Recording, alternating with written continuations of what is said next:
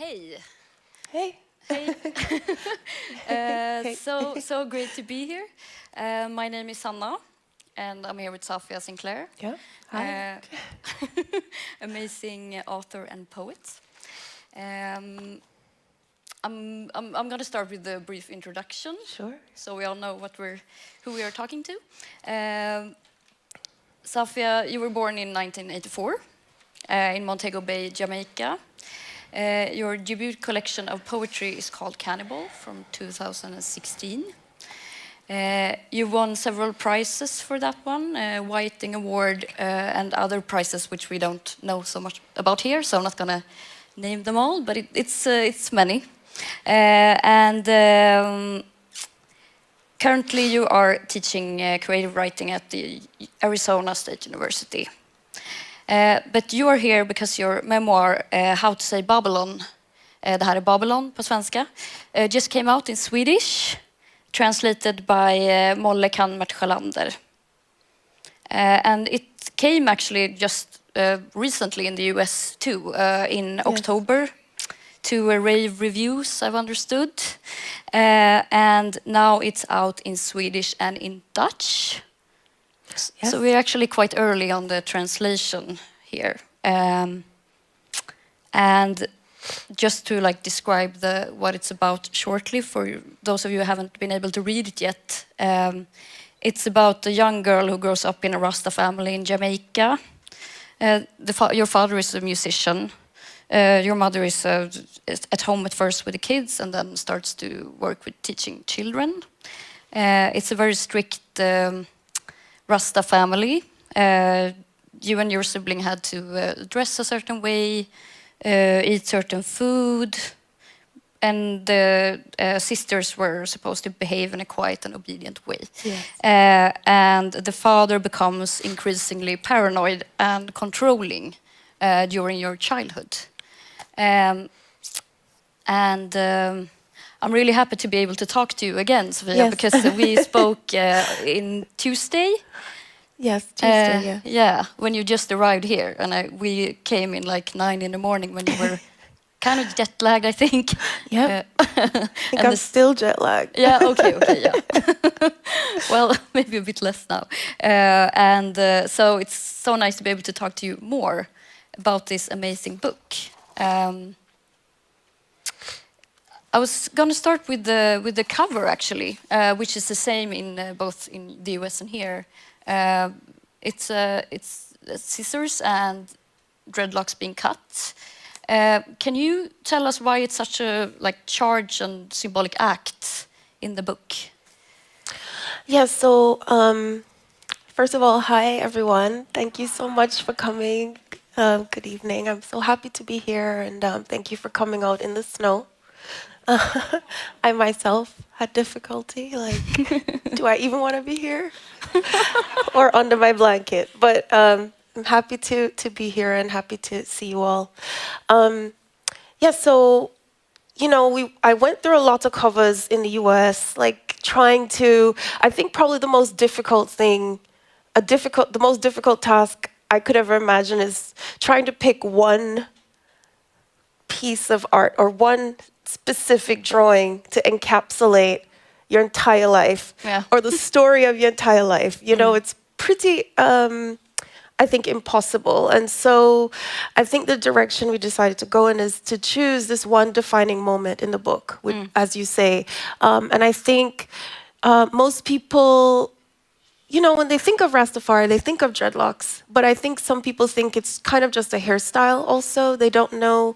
To the Rastafari, dreadlocks represent a sacred marker of their reverence to the religion, to the faith. Dreadlocks represent one's purity, one's righteousness, and your holy reverence to Jah, who is the Godhead figure, the messianic figure of Rastafari. And so my siblings and I, from a very young age, my parents had us grow our dreadlocks. And, it was part of our kind of being introduced, I think, and ritualized into Rastafari. And so, but also, in Jamaica, the majority of people are not Rastafari. The Rastafari in Jamaica are 1% of the Jamaican population. So not many people have dreadlocks in Jamaica, which, it might be surprising to many people, because I think a lot of people, when they think of Jamaica, they think of dreadlocks, they think of Rastafari. But when my siblings and I were growing up, we were oddities. In our town, we were the only Rasta children in school. We were the only Rasta children on the beach. Everywhere we went, we were kind of, people would call at us, tease us. Our teachers treated us differently because we had dreadlocks. And a lot of Rastafari historically were not even allowed to have jobs if they wore dreadlocks. They were kicked out of their homes if they had dreadlocks. And so it always felt to me like it was a burden. When I left my house, I never felt completely welcome in my own country, because people made me feel so out of place because of the dreadlocks. And they were also the thing, as I grew older, it felt like it tethered me to my father and all the rules he imposed on me and my sisters as women, which were different from the men. Rules about how I could, what I could wear, where I could go, how I could think. To me, it was all tied up in this idea of my hair. I felt like I didn't have control over my body, my autonomy. Several times I asked if I could wear my hair differently, if I could cut my hair. My father said no, because to him, that would be an ultimate rejection of Rastafari. But when I was 19, I finally decided I wanted to choose for myself who I wanted to be and what kind of future I wanted for myself. And so I finally cut my dreadlocks, and it was this great upheaval in our family. My father didn't speak to me for almost a year, or more than a year. We lived in the same house. He looked right through me like I was a ghost, because to him I had become Babylon, which is what the Rastafari call everything evil, everything connected to Western ideology, everything that the Rastafari think is profane and absolutely morally corrupt. To him, that's what I had become just by cutting my dreadlocks. But after I did that, my sisters cut their dreadlocks, and then my mother cut her dreadlocks after growing her dreadlocks since she was 19 years old when she first met my father. And so just this one symbol on the cover represents so much of my entire life, and this moment where everything changed, this moment when I decided to choose for myself where I wanted to go, who I was going to become next. And I knew it was going to be a big sacrifice and a big change, but I was willing to accept whatever came next. And what happened after you cut them in your life? It was a time of great turmoil in my family. As I said, soon after I did it, my middle sister cut hers, and then my youngest sister. And so at that point, I think my father saw me as this sort of bad seed that corrupted his perfect Rastafari family. And eventually, he became violent. And I knew that I had to leave Jamaica at that point in order to survive. And I went to school, I went to college in the US, left home, and tried to forge for myself my own path. And I'm still, I think, on that path today. But, it was definitely this moment of cutting my hair put me on that path. I looked into the future and saw the woman that my father wanted me to be. And in my vision, she was this, silent Rasta woman. I was always told a woman's highest virtue was her silence and her obedience. And so when I looked into this vision of the future, of the path that I was on, if I continued doing what my father wanted me to do, I would be this silent Rasta woman with no dreams of her own, no desires of her own, no art of her own. Only this Rasta man's wife who bears him children and is sort of broken under, I think, her own shattered wants and needs. And I decided that life was not for me, I decided I had to cut that woman out of me entirely. And you found, I mean, this was earlier, but you found poetry. Yes. Which is, it's a thread in the book about how poetry is kind of like it seems kind of like a refuge for you as a child as well. Yes. Yeah, I think poetry for a lot of people is a refuge. But for me, it came just at the right time through the wonderful, loving hands of my mother, who herself is a lover of poetry. She gave me my first book of poems. She always had me and my siblings sort of take on the practice of memorize and reciting poetry. But when I was 10 years old, I had a really terrible thing happen to me at school. A girl at school who I thought was my friend said, I don't want to be your friend because I don't want to be friends with a Rasta. And I was so crushed, I was so sad, I harmed myself. And my mother, when she saw what was happening and she saw the weight of what I was feeling, she handed me my first book of poems and she said poetry, for her, had always made her world wild and wide and warmer. And she hoped it would do the same thing for me. And it did. You know, it did. After that, I wrote my first poem. The damage was done. After that, I was like, I am a poet, you know? No going back. No going back. And she loves it. She just walks around saying, wow, I just can't believe I have my own personal poet. Yeah, I mean, I think not every parent feels like that. It's so lovely. Yeah, it is a good thing, and she always encourages, you know, my poetry, and she comes to my readings and she like sits in the front row and mouths all the words to my poems. It's amazing. Yeah, yeah. Because I was thinking about her resilience, kind of, or I don't know how to you describe her as kind of this very like a strong but also silent figure.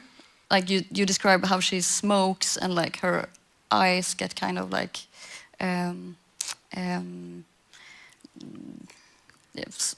she looks a certain way, and you as a child could see that like now she doesn't want to be a part of this when she thinks your father went too far. Yes. My mother is not a very combative person. She's very kind, very patient. You know, and when I was younger, I kind of saw that kindness and patience as weakness for a very long time. But I grew up, you know, the way that I grew up in my household, my father told us that power only looked one way, right? And he told us we had to be lion hearts. And so for a long time, I had this kind of skewed idea of what strength looked like, which was a very masculine view. And it was through writing the book, you know, that I kind of, I saw my mother through writing about her and her kind of patience, her sort of quiet fortitude. In writing the book, I had a renewed appreciation for a different kind of strength, the strength that she showed when I was growing up. And I no longer see it as weakness, but actually as a gift. Right. You mentioned this very violent episode that's in the when after you cut off the dreadlocks and started to make a more apparent rebellion against your father. Your father threatens to kill you. Looking back, did you could you imagine that he was going to do something like that? Do you think your mother could have imagined that at the time, or was it a shock? I'm not going to talk about this too long, but I will say that I did not. No, I don't think my mother could have imagined it. I don't think when she met my father and decided to walk the path of Rastafari with him, that she could have imagined that this is where it would lead. And actually, that was the thing that caused the breaking between my parents. After that, it was after that that my mother actually cut her dreadlocks, and she never spoke to my father again. For her, the sort of threat to her children was an unforgivable line. Yeah, because the Rastafari movement is a non-violent movement, if I understood it correct. It was born as a non-violent movement. Yeah. But you know, there's also a lot of rhetoric in Rastafari that's very, I think, like apocalyptic and biblical. I mean, they talk about fire burn Babylon, about burning things down that they don't agree with. So I think the Rastafari themselves, you know, kind of walks this line of wanting to be about peace and nonviolence, but also about burning things down. Of course. Yeah. I mean, it is a common pattern actually in violence against women, that when children or women are actually trying to leave, that's when the violence comes. So it's interesting how he resorted to that. And there's an interesting paragraph in the book where your mother speaks about colonial violence and how that is kind of transferred in families. Could you tell us something more about that? I mean, yes, so in the book, and in my life also, she said to me that, you know, it's not uncommon that a lot of people grew up in the Caribbean faced corporal punishment, even in the schools. You know, corporal punishment was common, and that was, I think, tied to the colonial system that a lot of Caribbean people were under, and the punishment they received at the hands of the enslaver. And so, yeah. I think familial violence is not, for people, formerly enslaved people and people in the diaspora, is not,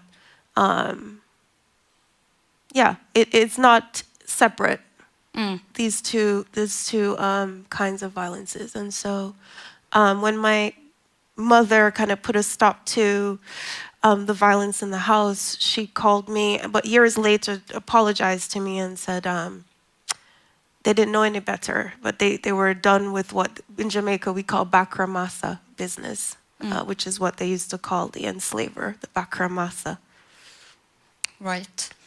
Because your parents, they were the children of the independence, kind of. They were born in the beginning of the 60s, if I understand rightly. Yes. Yeah. So they were born in 1962, which was the same year Jamaica gained their independence from Britain. Yeah, 1962. So they were sort of the first generation of Jamaicans who, for the first time, had the opportunity to choose their own future, to decide who they were going to be as a liberated people. And so they were also born around a time of great revolution in Jamaica. Yeah. Right. And then you were born in 1984, just a couple of years after Bob Marley's death. How and why is that such an important year? I mean, 1981 when he died, in Jamaican history. What happened to the Rasta movement after that? Why was 1984 an important No, year? 81. Girl, because I was born. Of course. Yes. Both years. I think, you know, that time in Jamaica was a particularly, it was, I think, a time where Jamaican culture was changing. Like you say, Bob Marley had just died, and so, and then Haile Selassie had died already at that time, almost a decade also. And so the Rastafari movement kind of slowly began its decline in Jamaica. The popularity of Rastafari began to decline with the death of Marley, and the prime minister that we had at the time was this white prime minister, I think, who was very interested in seeing the decline of Rastafari. And then, you know, by the early 1990s, the music that was popular in Jamaica began to change drastically. So reggae music, at this point, had lost much of its popularity, and dancehall music overtook reggae as the popular, widespread music in Jamaica. And so to the Rastafari, especially to my father, who's a reggae musician, this was a time of great consternation for him.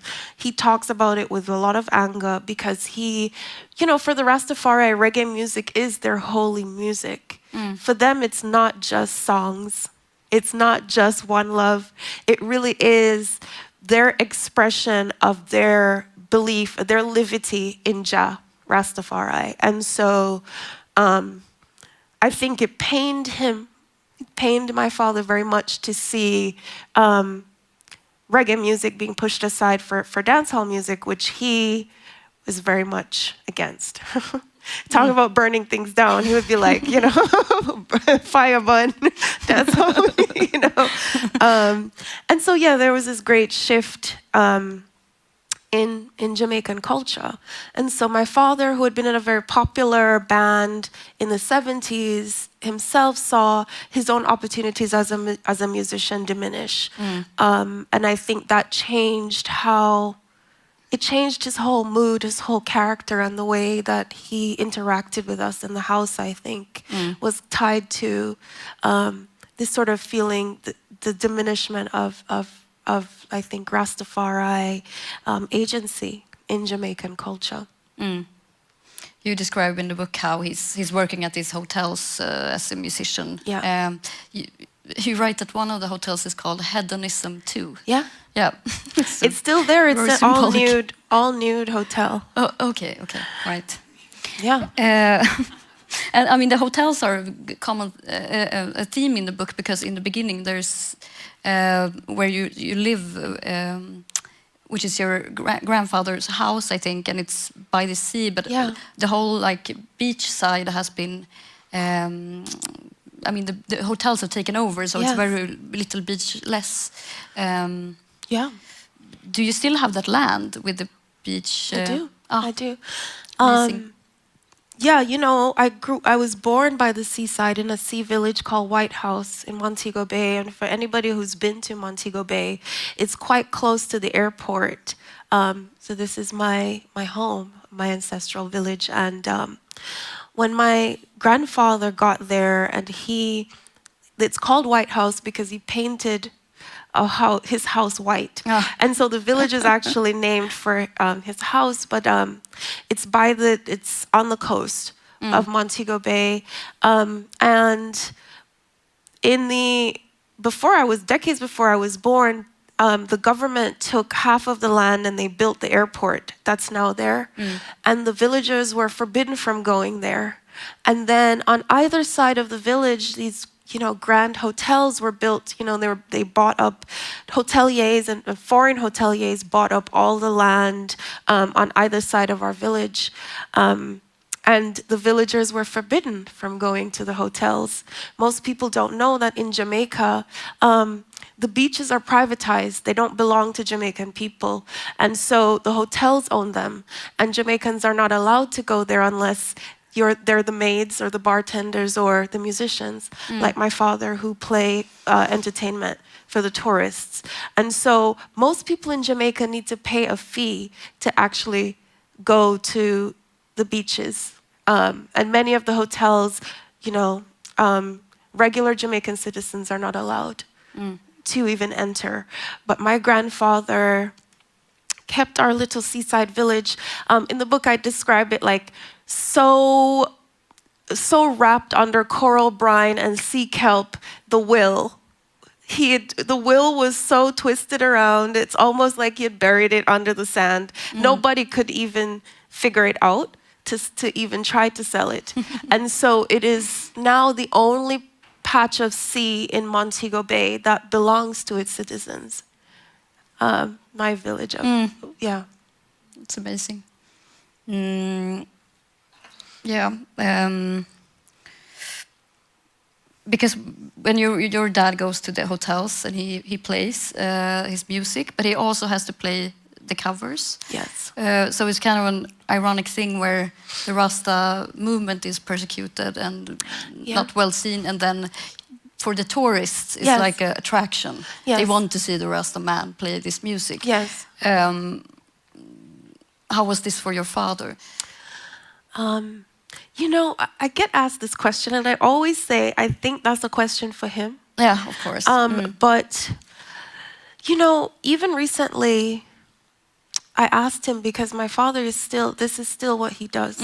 He still plays his music at the resorts in Jamaica. But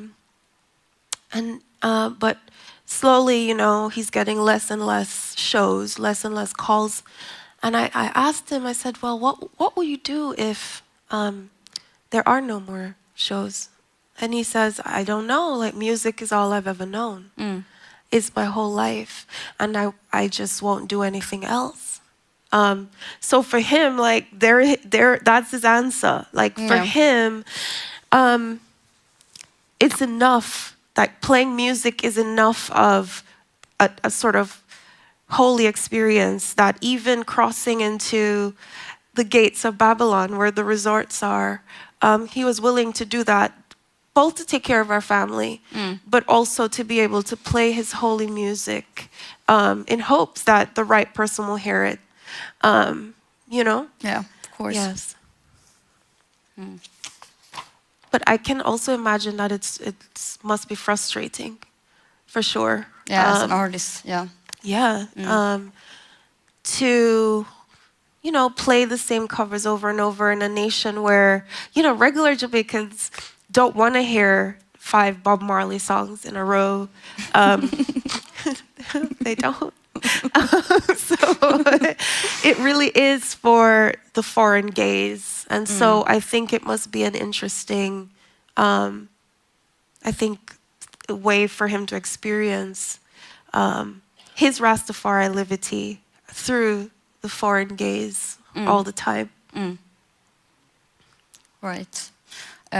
You write in the book about how you come to the US, and you describe how it's kind of like coming to Babylon in a way, and you see his ideas in a different light. What changed for you then? You know, it wasn't even that I saw them in a different light, but it was like growing up in Jamaica in a majority Black country. When my father would say, you know, watch out for the vampires and the bloodsuckers of Babylon. Like, I just never, when I went to school, I was like, oh yeah, these children, these are the vampires and bloodsuckers of Babylon. You know, for me, I never felt that I was living in Babylon, the way that he described it, in this very sort of epic, historically apocalyptic way. But then when I moved to the US, I moved to get my master's in 2012. I moved to Virginia, Charlottesville, Virginia, you know, the south of the United States. Everything, like the way I saw everything completely shifted. It was the first time I'd ever been to the South, much less lived in the South. And it was the first time that I had to really think about my Blackness in a very different way for the first time. And that was being in the US, because I know I lived in this place where the statues were of the enslavers. In Jamaica, our statues are of the freed slaves, of the slaves that led the rebellions. Those are our statues. So going to a place where it's completely the opposite, where You know, here's a statue of Robert E. Lee, this great like white enslaver, and nobody questioned it when I was there, and I was just like, wow, where have I come to? You know, the university I went to was built by Thomas Jefferson, a famous enslaver as well. Nobody spoke of it. I would walk around the town, and you know, I remember walking, and there was just this plaque on the ground that said, in this place, this was a slave auction block where slaves were bought and sold. And it was just there on the ground, and I was like, oh my goodness, this is a completely different experience. And I began to see a lot of the things that my father had told us about, right there in front of me, just by, I think, interrogating the colonial past and the past of slavery and racism in America. I began to see this sort of the heart of Babylon kind of beating right in front of me. Yeah. You've done a lot of research, I understand, with this book. And I saw an interview with you where you mentioned that you had a hard time finding like an actual like history of the Rastafari movement in like a book. Yeah. How did you find the history? It doesn't exist, girl. Right. It doesn't exist. There is no text. I think many people might not know this, right? That there is no text of Rastafari. There's no biblical equivalent or like equivalent of the Quran or anything like that for Rastafari. There's no written book that says, here are all the rules and this is how it began and so on.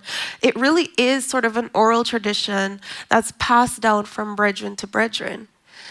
So it's kind of a wisdom that's passed down, and it's you know, young men are kind of taken into this circle of reasoning, and this wisdom is passed down to them.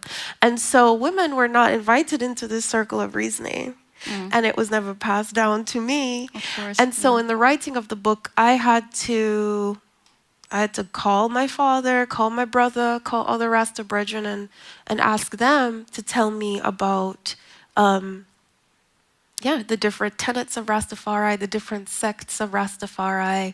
And so I invited myself into the circle of wisdom. And I kind of feel like in writing the book, I had to become a Rastafari scholar from scratch. Because even though so much of my life was shaped by the rules of Rastafari, I was never really...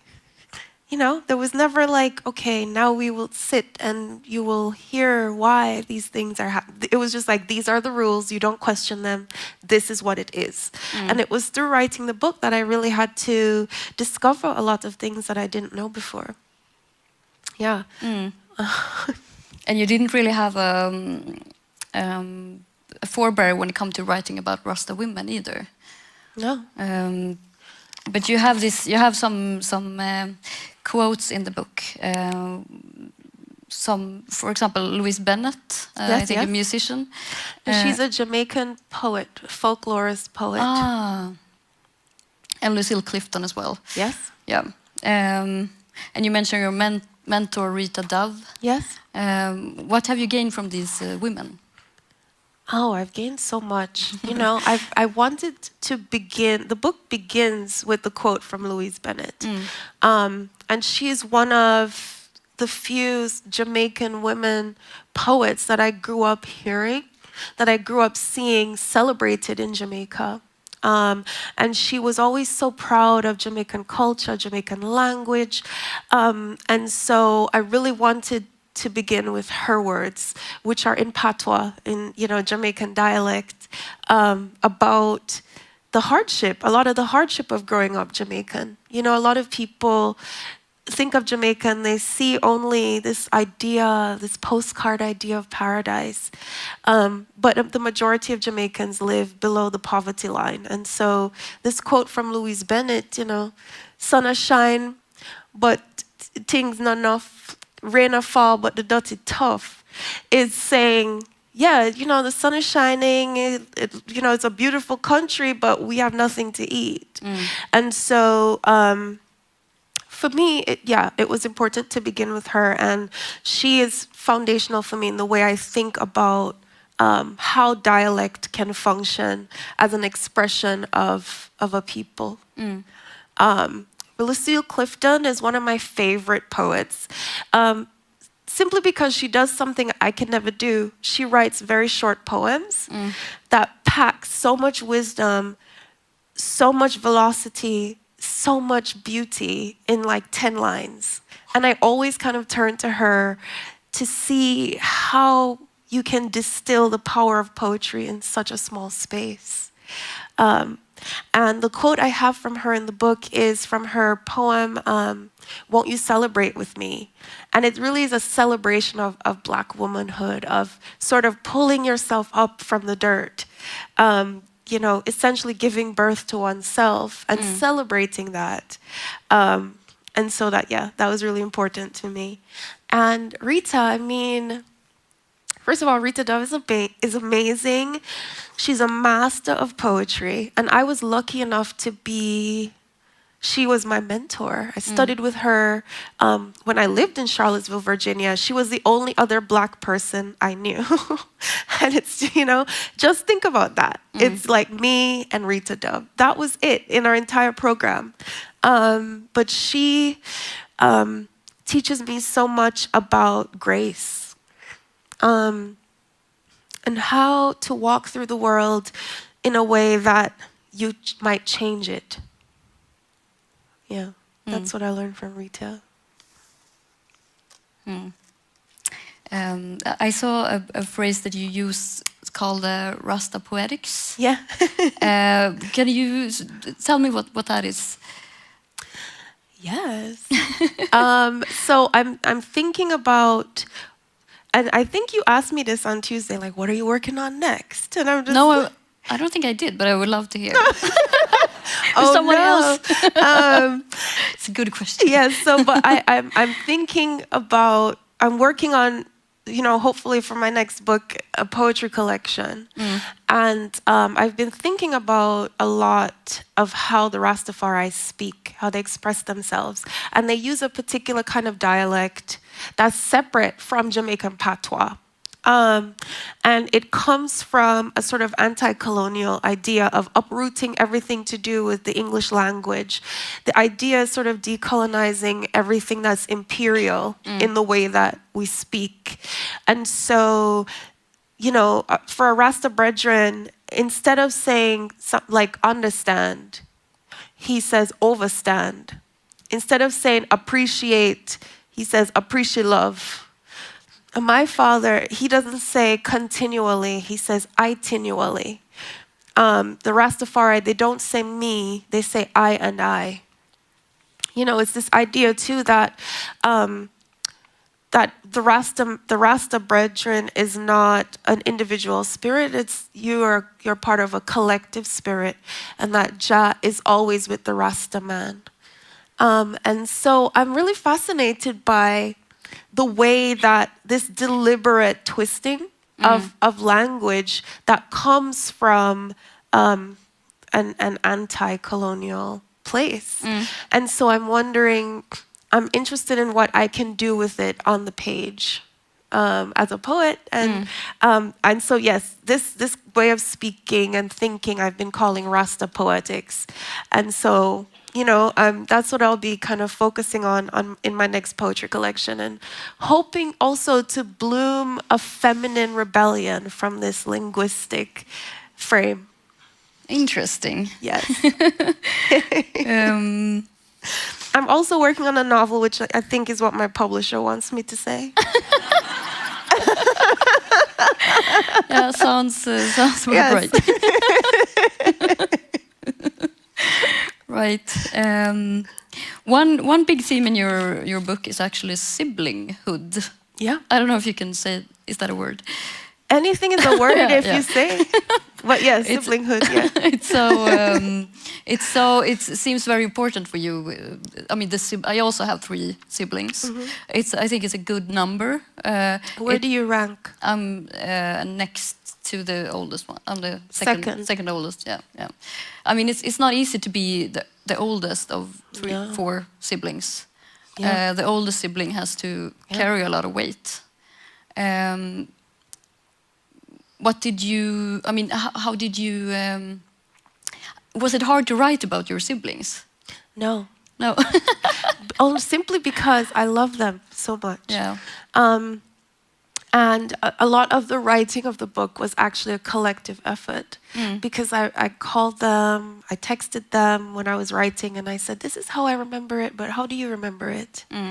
You know, where did we live at this time again? And what was the name of that person and do you remember what she said about so-and-so? You know, so I tried as best as I could to also interweave their own memories and their own recollections in the book, in hopes that when they did open the book, they would find themselves there. They would see that this book is a tribute to them and a tribute to my love for them. And hopefully whoever reads the book comes away also with a love for them. So no, it wasn't hard at all. I could write about my siblings all day. Yeah. Right. Yeah. Your brother is more into the Rasta lifestyle. What was his thought about the book? You know, the first thing my brother said to me, he said, "I hope my daughter doesn't write a memoir about me." Yeah. Yeah. I said, "Well, yeah, think about that. We'll see. think very deeply about that." I thought that was interesting that was his first sort of reaction. Of course. Yeah. I was kind of fear of, but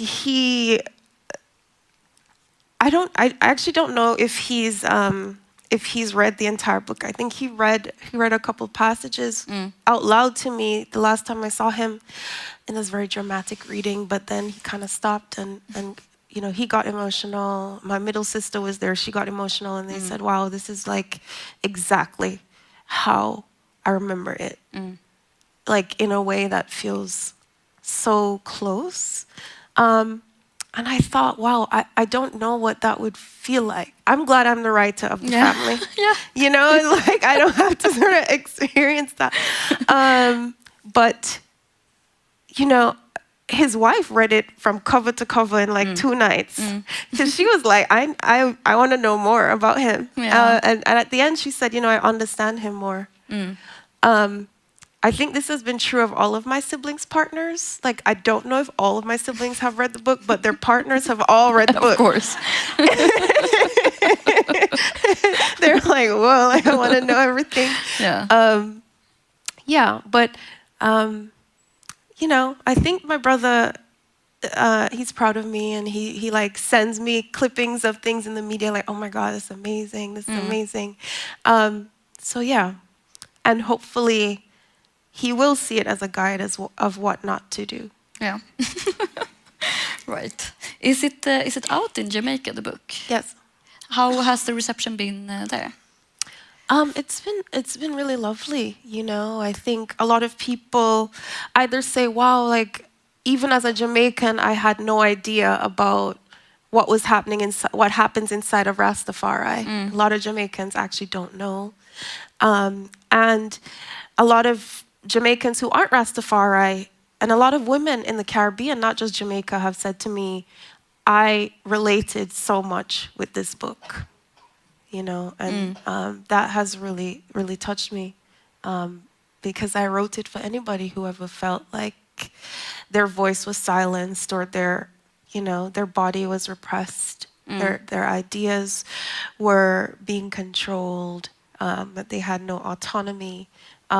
Yeah, I wrote it for anybody who ever questioned whether whatever they had to say had value. In hopes that they too can see that they can speak truth to power, they can forge their own paths forward. Has your father read it? I don't know. Oh. You know, He had I'd the- say a lot of people really want to know this, and I think I have to like eventually ask him, because Yeah.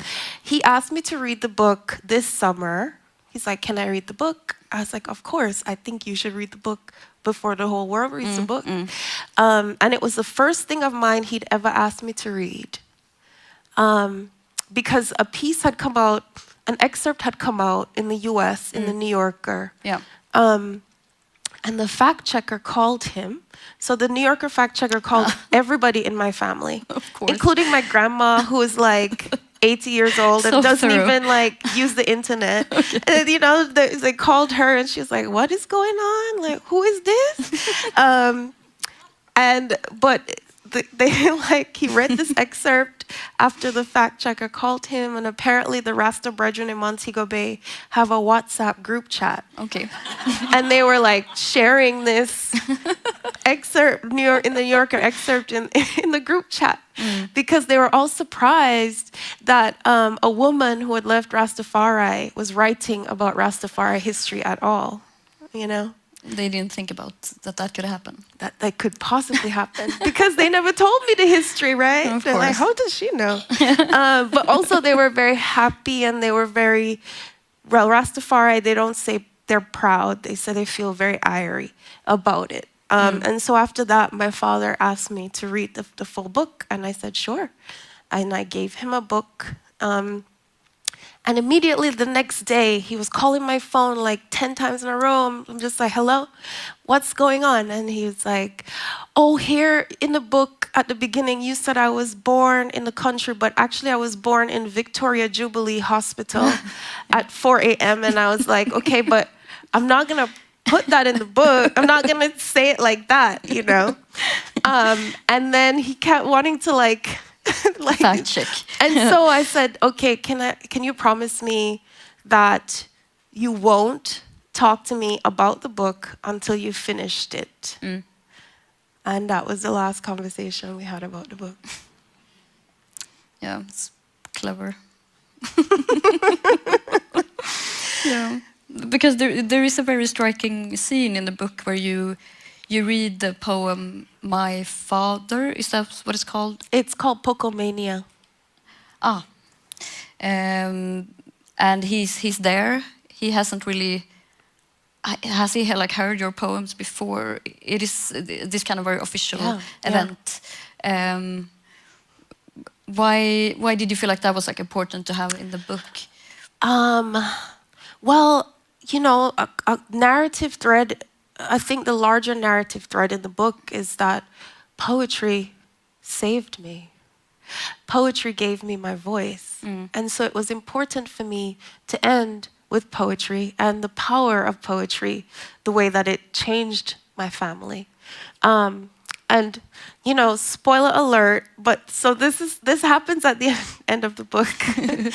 But I go back home, after not being home for a very long time, I went back to this literary festival called Calabash, which everyone should go if you have a chance to go. It's this festival in Jamaica. And it was like a homecoming, my first time going back home on this big stage to read my poetry. My first collection had come out. You know, I felt like this prodigal daughter returning. And I invited my father to come to my event, to hear me read for the very first time. And all day I sort of practiced this speech. I was going to read this poem to him that I wrote for him as my very last poem. And I had a speech of what I was going to say before I read the poem. Super nervous. I got to the end of, you know, my reading, and I was about to read the poem. I said what I had to say to him, and I said, you know, Father, all I'm asking for is that you hear me. And then I read the poem, and I got off the stage, and he was the first person who was there. He embraced me, and he whispered in my ear, I'm listening, and I hear you. And that was the first time I felt that my father had ever seen me as like an equal, as a full-blooded person in front of him. And so that's why I ended the book there, because I thought in my life, I said, okay, now I think I can actually begin to write this book because I know where it ends. Right. Yes. It's kind of strange that it's such a strong sentence from a father to say, I'm listening. Yeah. It's like revolutionary in a way. Right, but the bar is like so low, right? It's like, that's all. Yeah. Actually, I can read that poem if you want. Yeah, please do. Would you all like that would to be hear lovely. it? Yeah.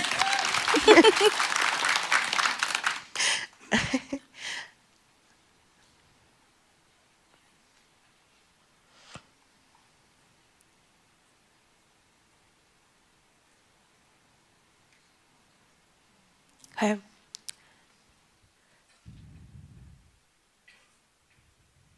It's called Pocomania.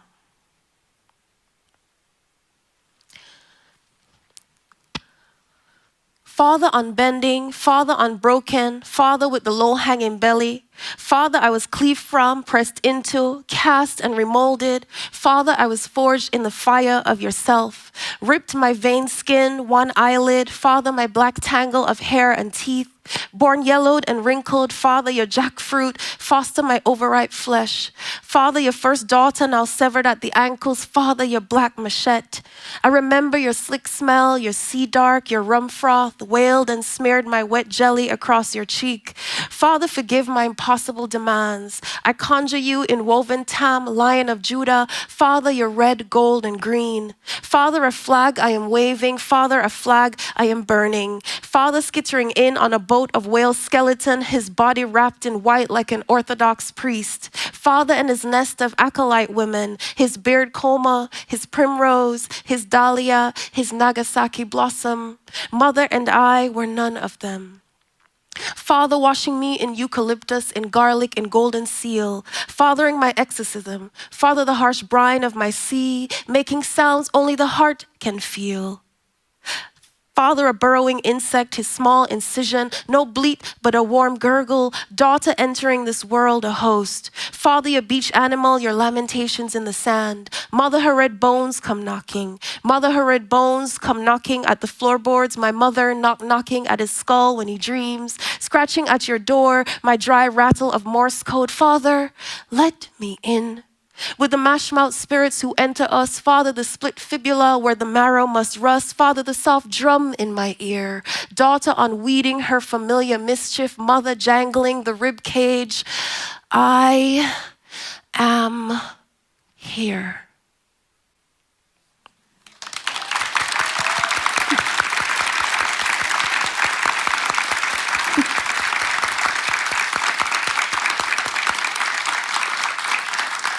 That's actually the time that we have. Oh, So it's a perfect end.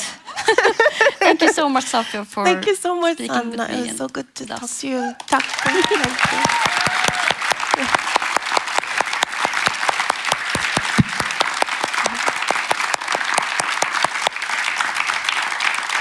And read the